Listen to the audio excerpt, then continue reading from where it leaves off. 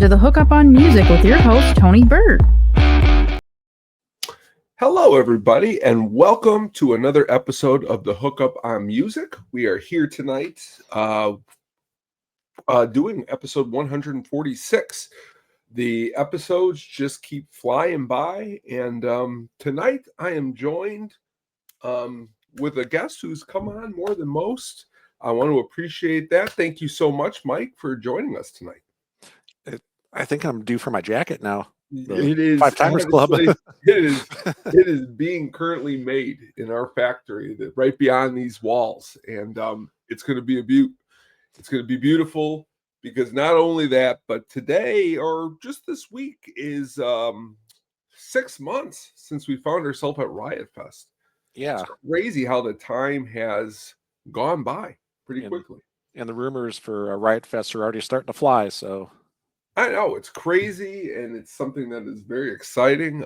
Just this week, they dropped the lineup for Lollapalooza, which I was unfamiliar with about 80% of the bands on the list. Right.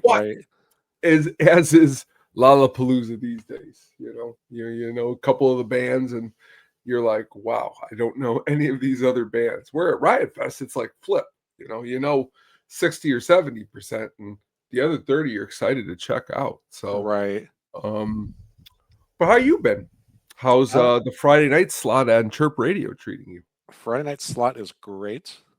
I feel so much more clear when I'm on the air. Usually about, I would start at midnight, and then about 1 a.m. I would get my brain would start slowing down, and I would just lose thoughts consistently. So the 8 p.m. to 10 p.m. slot is great. I am very lucky to have that platform weekly. So I'm always grateful to have that privilege, and kind of an honor to be able to have that every week. So it's been, like I said, it's been great. It's cool because just digging into your last episode, I mean, you're recently on here, we talked the new Gorillaz album, and I saw you played something from the new Gorillaz album. Yes, which is very awesome to see. That's what I love. I love listening into your show, and then I love going through the set list and going back, because a lot of the stuff you play, I'm like, I've never heard this before. So needing to check into some of that, but a couple of things I am familiar with, like you played that brand new Sturgill Simpson side project that he got going on, Johnny Blue Skies, which we also talked about on the show. What do you think about that record? Instant classic album of the year candidate. It's so sleazy. Like when I pick up the album, I can almost feel like the grime just getting on my fingers already, because it's so 70s sleaze disco-y. And just I should have brought it down with me, but the sleeves are just tight shots of illustrations of crotches and panties and all this stuff. It was an unexpected album. Or I don't know if you met Adam and mine's buddy John, or no, I have not. He actually peeped me to it, so shout out to friends who share music. Always want to shout that out. He sent it to me, and he's like, yeah, check this out. And I got through 2 verses of opening cut, and I was like, this is funny, but it's so on point, and just so satirical of the times right now. You familiar with any of his other work? No, I am not. I just always thought he was a country guy, so I just kind of avoided it. But I started hearing about his shows and stuff last year, and just how epic his shows were. And then just seeing parts of it, and I was like, oh man, this, he can rip. And then hearing the Johnny Blue Skies and the Dark Clouds one, I'm interested in checking out some of his stuff in the back catalog. I just haven't gotten around to it. Yeah. If you go back to 2019 Sound and Fury, it's one of his albums. He ditched the whole country thing and went for more of a classic rock. Kind of sounds like ZZ Top's Eliminator. Okay. That's why when he came out with the Blue Skies record, I've seen him switch and do different sounds, and he did a good job. You Yeah. described it very well. It's very well. But just an excellent album. But yeah, it's cool to see some of the stuff that you did dig into in this last thing.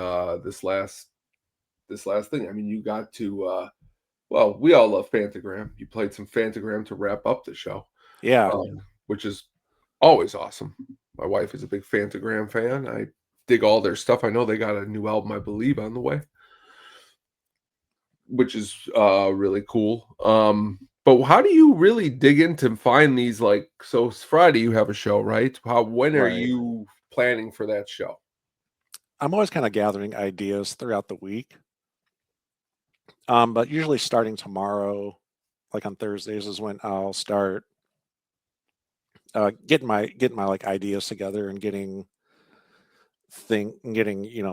songs or artists that I would kind of want to dig into, or just like stuff I've discovered during the week. Working from home, well, as of this week, starting next week, it's going to be different, but it's a different topic. But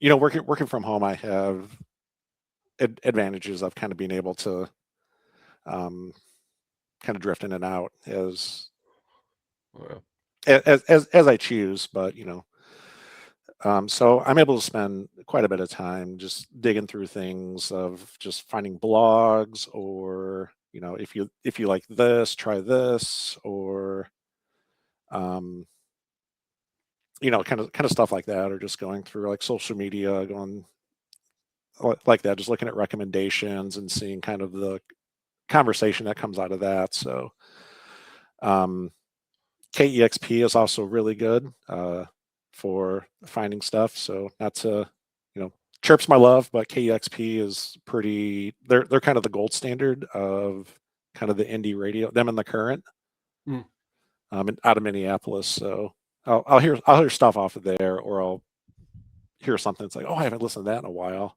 and just kind of get ideas through there. And then Thursday I'll start gathering stuff, and then Friday is when I kind of tweak and just kind of try to think about flow and stuff like that.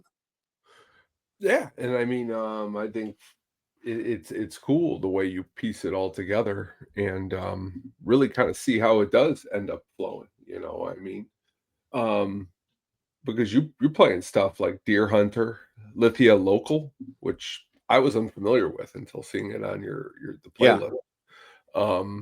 That is also really cool to see. Is just stuff that people could be familiar with, and then stuff like you said. After talking with you, I've amassed a huge list on my phone of just artists that I've never heard of, and trying to look deeper into those artists. That's always awesome, and that's one of the reasons why I like doing the show, is to hit everything, and even the deeper stuff. Right.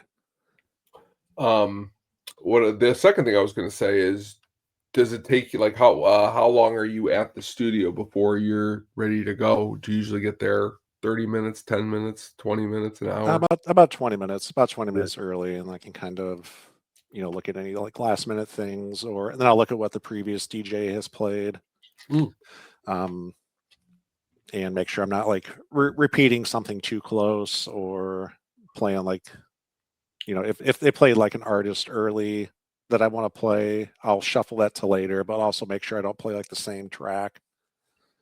Now, do the DJs have a wide variety of what they play on Chirp, or is it generally?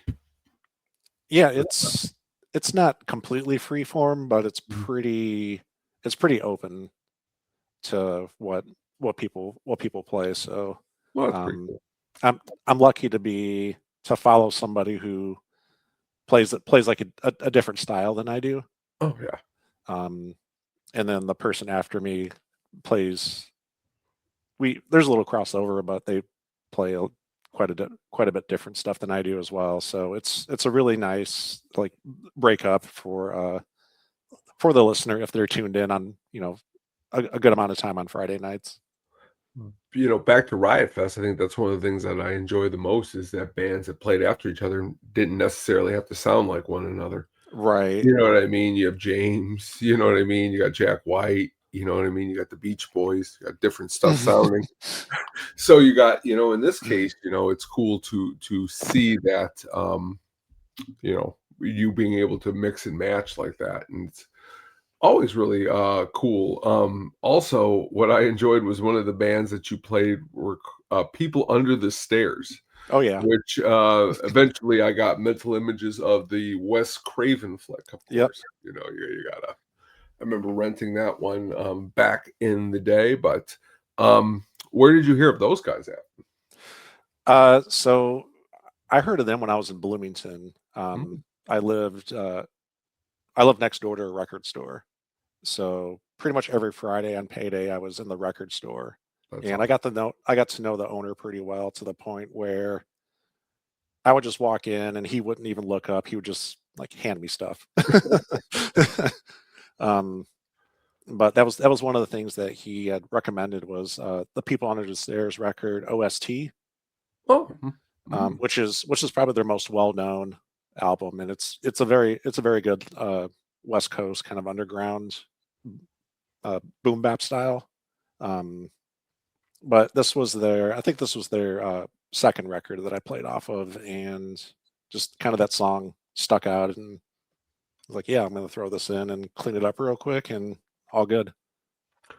Now, have you ever, I'm sure you have, this was a silly question, but when you were living in Bloomington, did you ever go to the Bluebird nightclub, I believe it was called? Yeah. Oh yeah. I wanted to go see them. They just came through here. Is Michael Shannon is doing a band with Jason Narducci, and they're doing REM. They just played in Chicago, and then they headed down to that club in Bloomington, which I thought was cool because Mike Mills, bass player from REM, showed up too and played. And I've never been there, but is it a smaller club? Kind of. Yeah. It's a smaller club. And it's kind of laid out a little. It's got a little awkward layout. Like, if you've been to the Bottle, it kind of the stage kind of sits like in a back corner, and there's like a smaller area kind of in front of the stage, and then it kind of goes on one side, like towards the back of the venue, and then there's at least when I was there, I don't know if they've ever changed the layout or anything, but and then you go up like a set of stairs, and that's where like the bar area is and stuff like that. And you can still kind of see the stage from the bar area, but it's a little bit awkwardly laid out. But it's a legendary venue. Yeah. Obviously, where Mellencamp got going. Oh, did not know that. That's pretty cool. Like when you walk in, there's a big picture of him. Is there? Oh, wow. On the wall and stuff like that. So it's a legendary Bloomington place for sure. It's a legendary town for food. I really wish right now I could press a button and be there to eat dinner and then come back here for, and back and forth, because I love that town. I spent some time there, and really, really cool. When was I living there? Somewhere around 05, 07, somewhere around that time period. But food's really good. They got a good little music scene too. That record store is really cool. But you sent me some songs. Let's take a look at these songs that you sent me, which I thought were really awesome. More Mother and Billy Wood's Giraffe Hurts. More Mother is an American poet, musician, and activist from Philadelphia, Pennsylvania. She is one half of the collective Black Quantum Futurism, along with Rashida Phillips, and co-leads the groups Irreversible Entanglements and 700 Bliss. But this song was really good. I really liked More Mother's part in the track. Yeah, She really, I think, has got a lot of talent. yeah. She's got some dark stuff, but it's all really really good. A little more kind of harsher on the electronics and the production, but it's all really good stuff, and you can kind of hear a little bit of that in her parts, like in Billy Woods's parts. You have the main melody, which I'll come back to in a second. This is one of the reasons why I wanted to bring up this song, was because of the melody. And then her parts, like the melody kind of drops out, and it's almost like I don't know, like a ambience of like Resident Evil or like Silent Hill or something, a little bit, in her parts. So lyrics very relevant of the times. So it's about colonialism in the Congo, basically from the Netherlands. I was talking about like the giraffe, the giraffe part, about the decapitated giraffe in the zoo, and exiting through. I think there's a line in there about exiting through the gift shop and all that stuff, and then ending with a quote from Joseph Conrad on that. So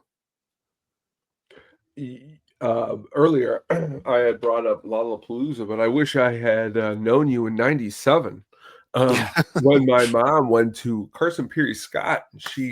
There was no one else there to get 1997 Lollapalooza tickets. This was the last year of Lollapalooza before they benched it, but she ended up getting like the 7th row at Tinley Park. And Okay. I remember sitting there watching. We ended up going for Tool Mhm. and I think like Korn and Devo, but I was unfamiliar with Tricky. Okay. And he was trip hop and all over the place and a lot of cool electronics. So every time I hear something like this, I bring back to that time, because it was like my introduction to cool electronic music, but with rapping over it instead of Right. different beats. But I liked it. I liked this one a lot. It was definitely a cool name for a song too. And yeah, and so one of the reasons why I picked this is like the main melody part. So it was sampled from a Genesis song. Hmm. So it was off their '76 album Wind and Wuthering. So Hmm. they sampled the melody from Unquiet Slumbers for the Sleepers. Okay. So Oh, if you that's go cool. back and listen to that Genesis song, it's like the last like 20 seconds is actually when you hear it, and um, it's just really cool how the production on it is how somebody like heard these snippets and was able to like chop them together in this way to form the melody. So it's a really cool feat of production that they did on that. Yeah, I mean, when you could take any song, especially one from Wind and Wuthering, which is, of all of, I'm pretty familiar with Genesis' work. That's a real deep album there. Yeah, You exactly. know what I mean? So they're not even pulling from like A Trick of a Tale or Lamb Lies Down on Broadway. They're picking right in between. That's really interesting. That's awesome. Yeah. Really cool. Um, Next up was, I like this one a lot. Facts, Class Spectre. This band came together after dissolution of their previous band, Disappears. Hmm. They got some cool names here for bands here, these two, but they're from Chicago, Yeah. which makes it pretty awesome. Yeah, I knew you would dig this one. This was an album I just threw on the other day. So I was like, oh, I haven't listened to Fox in a while. So Fox, is that how you pronounce it? Fox? yeah, Okay, yeah. Um, cool.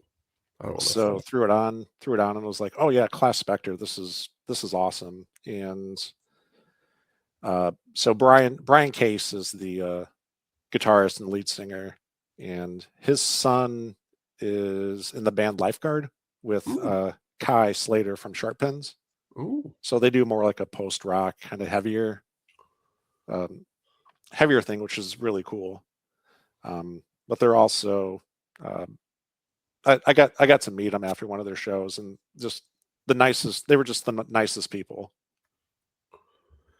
Yeah, anytime you can meet some of these people and they show you they're awesome, it gives you even more incentive to dig more into their albums, probably. Yeah.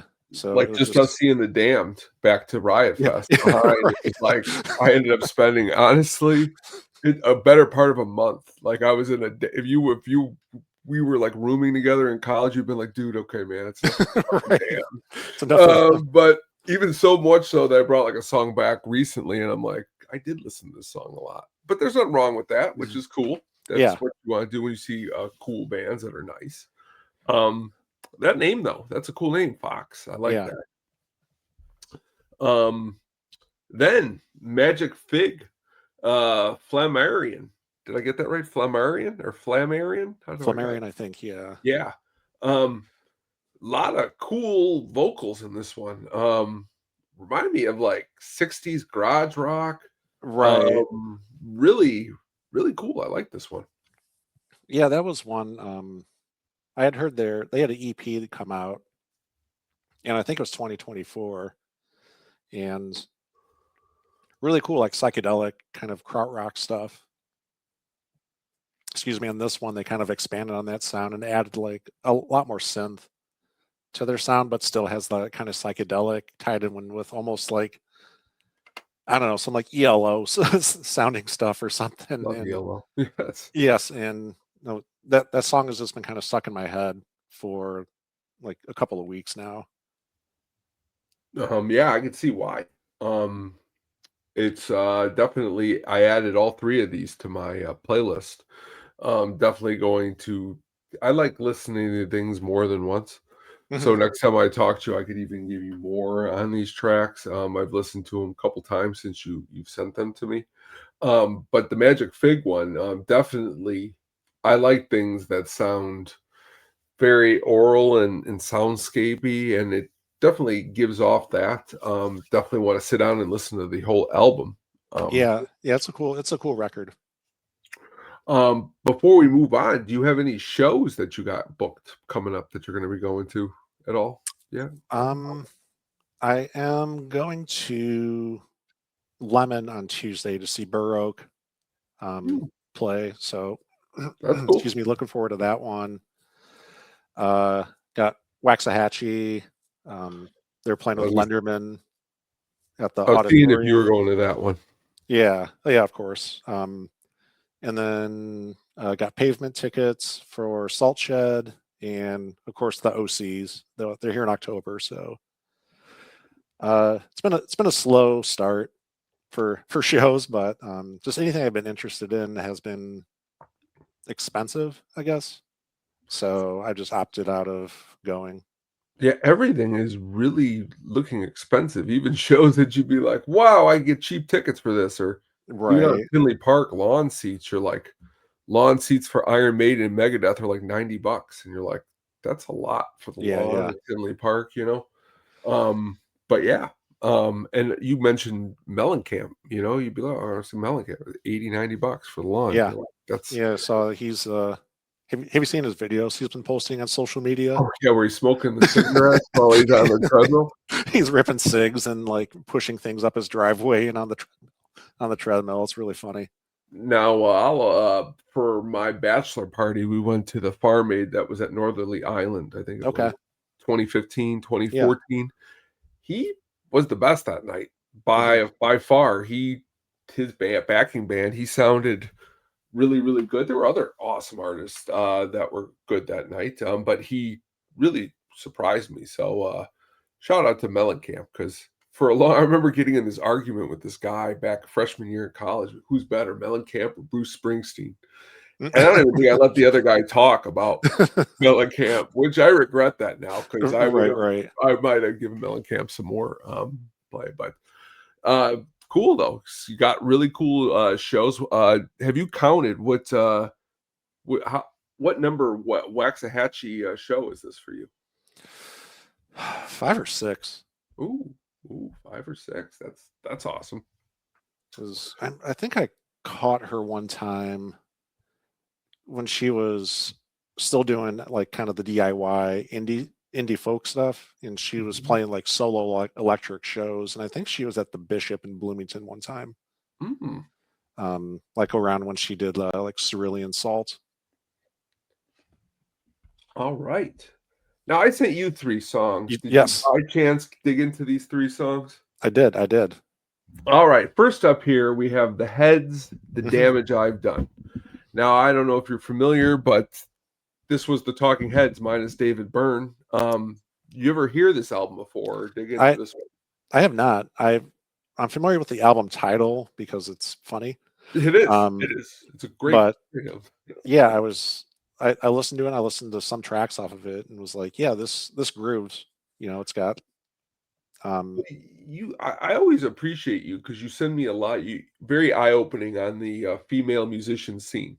So every time I'm going to put some songs together, I'm thinking like, who's a female song that you might not have heard before? And immediately, for some reason, I remember. I still have it here in the box underneath me, but the cassette tape that my father bought a long time ago, he heard it on XRT. But really cool though, little track.